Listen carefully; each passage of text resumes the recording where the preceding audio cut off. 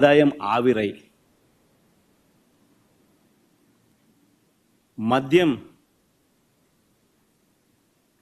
Government రంగంలో నడిచే మద్యం షాపులు ప్రైవేటైజ్ చేసినాడు.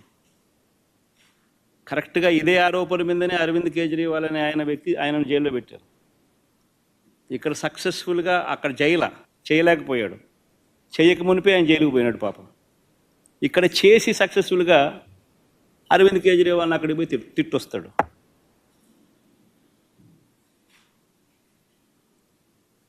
గవర్నమెంట్ రంగంలో ఉన్న మద్యం షాపులను ప్రైవేటైజ్ చేశాడు.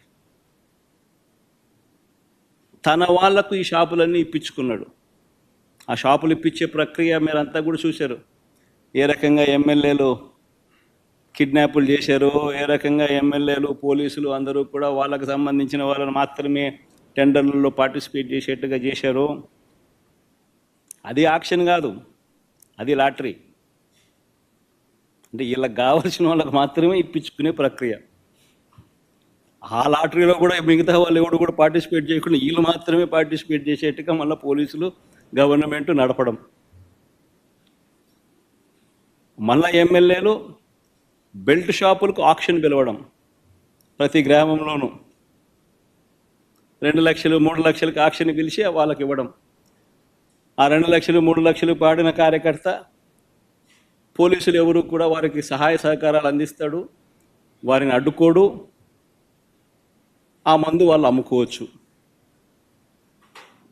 ఆ కొనుక్కున్న ఆ మద్యం షాప్ ఆక్షన్ తీసుకున్నాడు, బెల్ట్ షాప్ ఆక్షన్ తీసుకున్నాడు, ఎంఆర్పి రేటు కన్నా ఎక్కువ రేటుకు మన కళ్ళ ముందరనే అమ్ముతున్నాడు.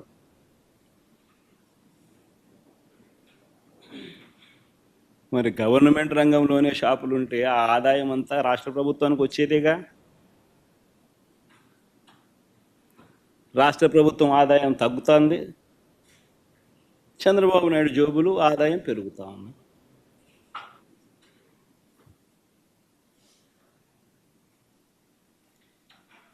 కళ్ళ ఎదుటే కనిపిస్తూ ఉన్న స్కాములు, ఇసుక, మద్యం మాఫియాలు, సిలికా, క్వాడ్స్, ఫ్లై యాష్,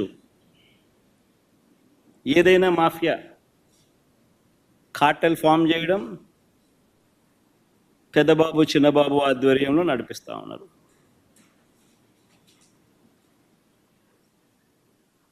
ప్యాకాట క్లబ్బులు, ప్రతి నియోజకవర్గంలోనూ ప్యాకాట క్లబ్బులు, చివరికి మండల స్థాయి గ్రామ స్థాయిలో కూడా ప్యాకాట క్లబ్బులు నడుపుతూ ఉన్నారు. నియోజకవర్గంలో ఏమి జరగాలన్నా, మీకున్న ఫ్యాక్టరీ నడవాలన్నా, మీకు ఎవరికైనా మైనింగ్ లీజ్ ఉంటే ఆ మైనింగ్ లీజ్ మీరు నడుపుకోవాలన్నా, ఆ మైనింగ్ కార్యక్రమం మీరు చేయాలన్నా, ఏమి వ్యాపారం చేయాలన్నా కూడా ఎమ్మెల్యేకు దగ్గరికి వచ్చి అంతో ఇంతో ఇవ్వాలి. ఇస్తేనే పనులు జరిగేది, ఇస్తేనే పనులు చేసుకోవచ్చు. ఎమ్మెల్యే పెద్దబాబుకింత చిన్నబాబుకింత దత్తపుత్రునికింత ఆయన సర్దితేనే నాకింత నీకింత అని సాఫీగా జరుగుతాయి.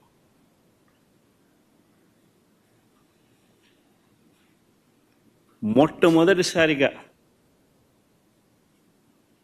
ఎంత దారుణమైన కరప్షన్ అంటే, కాంట్రాక్టర్లకు ఇచ్చే కార్యక్రమంలో, పనులు ఇచ్చే కార్యక్రమంలో మొబిలైజేషన్ అడ్వాన్స్ తీసుకొచ్చినారు.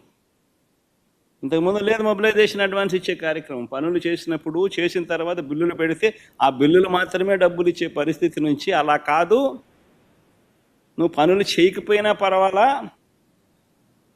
నీకు అలాట్మెంట్లోనే 10% మొబిలైజేషన్ అడ్వాన్స్ ఇచ్చేస్తాము, అందులో 8% మాకు తిరిగి ఇచ్చేసేయి, 2% నువ్వు పెట్టుకో అని చెప్పి నీకింత నాకింత అని పంచుకుంటా ఉన్నారు.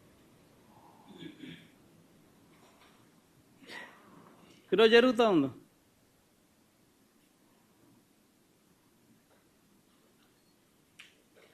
మా హయాంలో టెండర్లు పిలవాలంటే జ్యుడిషియల్ ప్రివ్యూకి పంపించేవాళ్ళం, అది రద్దు చేసేసినారు.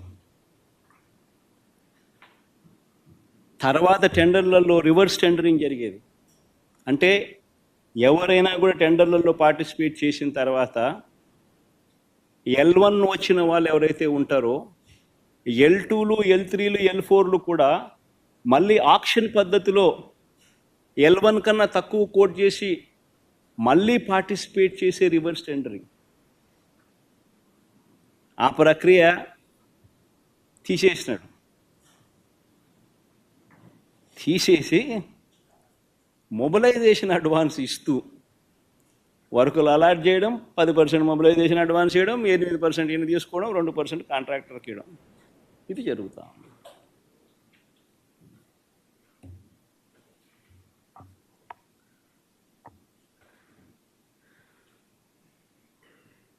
ఇవన్నీ చేస్తూ ఉన్నారు కాబట్టి సంపద సృష్టి అనేది జరగడంలా.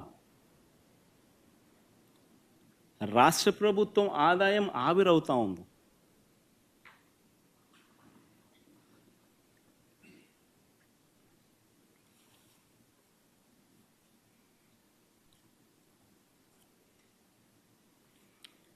ఇన్ని చేస్తూ ఉన్నప్పుడు ఇదే పెద్ద మనిషి చంద్రబాబు నాయుడు గారిని ఎవరైనా క్వశ్చన్ చేస్తారేమో అని, క్వశ్చన్ చేస్తే తీవ్ర పరిణామాలు వాళ్ళకు ఉంటాయి అని రెడ్ బుక్ రాజ్యాంగం నడిపిస్తూ ఉన్నారు. ఎవరైనా అడిగితే చాలు వాళ్ళను హరాస్ చేసే కార్యక్రమాలు జరుగుతూ ఉన్నాయి ఎవరైనా ప్రశ్నిస్తే.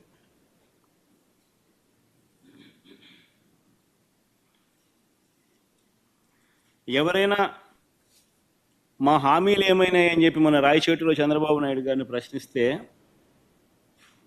చంద్రబాబు నాయుడు గారు ఏమన్నారు? సంపాదించే మార్గం ఏదైనా ఉంటే నా చెవిలో చెప్పు అన్నాడు.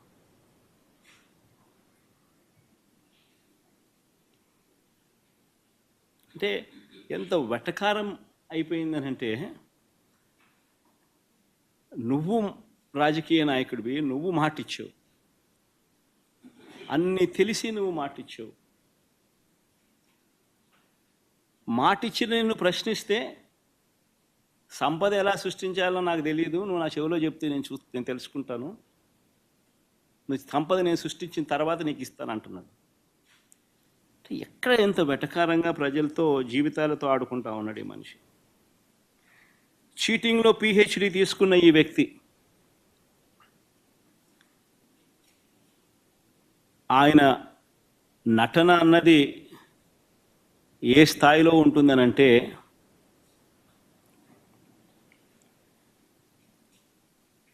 తానిచ్చిన హామీలను తానే ఎగరగొడతాడు. ఎగరగొట్టి చాలా బాధగా ఉంది అంటాడు, ఆవేదనగా ఉందంటాడు, రాష్ట్రం క్లిష్ట పరిస్థితుల్లో ఉందంటాడు, భయం వేస్తుంది అని కూడా అంటాడు, రాష్ట్రం ధ్వంసం అయిపోయింది అని కూడా అంటాడు. ఇవన్నీ కాక అనేటప్పుడు ఆ చేతులు ఊపడము, మాట్లాడడము, దాన వీర శూర కర్ణ. ఎన్టీ రామారావు గారి సినిమా మీరు చూశారో లేదో కానీ, ఆయనకు కాదు ఏదైనా అవార్డు ఏదైనా ఉంటే నటనలో అవార్డు ఇవ్వాల్సింది, చంద్రబాబు నాయుడు గారికి అవార్డు ఇస్తే ఇంకా బాగా పర్ఫెక్ట్గా సరిపోతుంది. ఆ స్థాయిలో నటించే కార్యక్రమం. నేను ఇవన్నీ చెప్పా ఎన్నికలప్పుడు, ఇలానే జరుగుతుంది అని చెప్పా. చంద్రబాబు నాయుడు గారిని నమ్మడం అంటే చంద్రముఖిని నిద్రలేపడమే అని చెప్పా. చంద్రబాబు నాయుడిని నమ్మడం అంటే పులి నోట్లో తల పెట్టడమే అయ్యా అని మొత్తుకున్నా. చెప్పా నేను ఇవన్నీ. నేను చెప్పినప్పటికీ కూడా పొరపాటున ప్రజలు పొరపాటు పడ్డారు. ఈరోజు చంద్రబాబు నాయుడు గారి మోసాలను, చంద్రముఖిని మళ్ళీ నిద్రలేపి ప్రజలందరూ కూడా బాధపడే కార్యక్రమం జరుగుతూ ఉంది.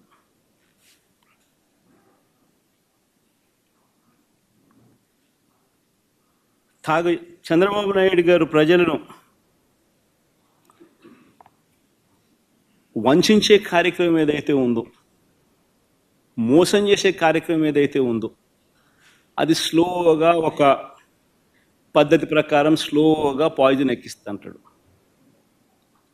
తన అబద్ధాల ఫ్యాక్టరీలో నుంచి అబద్ధాలను బయటికి తీస్తాడు. దానిని ఈనాడు, ఆంధ్రజ్యోతి, టీవీ5 వీళ్ళంతా కూడా రకరకాల పద్ధతుల్లో పబ్లిసిటీ ఇస్తారు. చంద్రబాబు నాయుడు తప్పే లేదన్నట్టుగా, రాష్ట్రం ఇలాంటి పరిస్థితిలో ఉంది కాబట్టి ఆయన చేయలేకపోతా ఉన్నాడు అన్నట్టుగా ఇంప్రెషన్ ఇస్తూ అలా అలా అలా అలా అలా స్లో పాయిజన్ ఇచ్చుకుంటూ పోయే కార్యక్రమం జరుగుతూ ఉంది. ఒక పద్ధతి ప్రకారం, ఒక ప్లాన్ ప్రకారం. ఆయన చెప్పే అబద్ధాలు, అవి అబద్ధాలని తెలిసి కూడా, అది వక్రీకరణ అని తెలిసి కూడా, తెలిసినా కూడా అవే నిజాలు అన్నట్టుగా మళ్ళీ ఇదే ఈనాడు, ఇదే ఆంధ్రజ్యోతి, ఇదే టీవీ5 దాన్ని అలా బుల్డోజ్ చేసుకుంటూ పోతాయి. మొన్న ఈ మధ్యకాలంలో నీతి ఆయోగ్ పేరుతో కొత్త డ్రామాలు మీరంతా కూడా చూసే ఉంటారు. మొన్న ఈ మధ్యకాలంలో నా యాబ్సెన్స్లో నీతి ఆయోగ్ అని చెప్పి ఒకటి చంద్రబాబు నాయుడు ప్రజెంటేషన్ అని చెప్పి ఒక కొత్త డ్రామా చేశాడు. చంద్రబాబు నాయుడు గారు చూపించిన రిపోర్ట్లు ఏమిటి, వాస్తవాలు ఏమిటి అని చెప్పి కూడా ఒక్కసారి నేను చెప్తా. ఎవరైనా కూడా కంపేర్ చేసేటప్పుడు తన 5 సంవత్సరాలు, మన 5 సంవత్సరాలు మొత్తంగా కంపేర్ చేసి ఇది వాస్తవాలు అని చెప్పాలనా లేదా? మామూలుగా ఎవరైనా కూడా చిత్తశుద్ధి ఉన్న వాళ్ళు అయితే. కానీ ఈ మనిషి ఏం చేశాడు? ఈ చెద్దమని చంద్రబాబు నాయుడు గారు ఆయన పాలనలో బెస్ట్ ఇయర్ తీసుకున్నాడు. ఒకటే ఒక సంవత్సరం, 2018-19. మన పాలనలో వర్స్ట్ ఇయర్ తీసుకున్నాడు, ఒకే ఒక సంవత్సరం, 2022